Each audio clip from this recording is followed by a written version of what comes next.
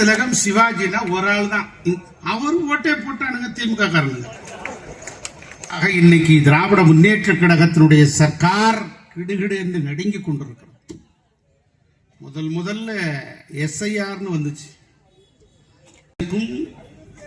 கருணாநிதிக்கு ஒரு போட்டி நடந்துச்சு. இது உண்மையிலே நடந்தது. It's not a joke, really fact. அப்ப சிவாஜி கணேசன் சொன்னாராம் கருணாநிதி, யோ காலையில வேகமா ஓட்டு போட்டு நீ போய், இல்லைன்னா ஓ ஓட்டு நாங்க போட்டுருவோம் பாத்துருவோமான்னு சொல்லி இவர் 11 மணிக்கு போயிருக்காரு. 11 மணிக்கு போனா 10 மணிக்கெல்லாம் ஓட்டு போட்டாங்க.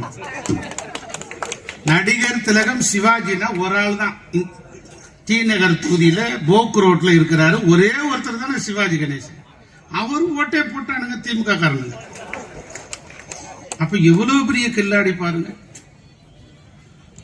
இனி ஒண்ணும் செய்ய முடியாது. எல்லாம் வடிகட்டி எடுத்தாச்சு. பீகார்ல மொத்தமா கிளீன் போல்ட் ஆச்சு பாரு. அது மாதிரி திராவிட முன்னேற்ற கழகத்தின் கடைசி தேர்தல் இது. கூட்டணி மேடைகளை பார்த்தவுடனே திமுகவுக்கு அடுத்த நடுக்கம். எவனுமே வரமாட்டான்னு நினைச்சோம். எடப்பாடியார் மட்டும் தனியா இருப்பார்னு நினைச்சோம். ஒரு பெரிய எதிரி மாதிரி இருந்தாங்க.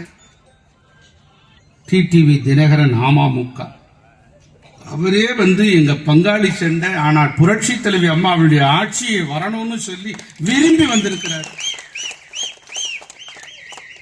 வைகோ திமுகவை பேசாத வைத்திருப்பதற்கு, இன்னும் ஈரம் காயாமல் இந்த மரம் தழைத்திருப்பதற்கு யார் காரணம் தெரியுமா?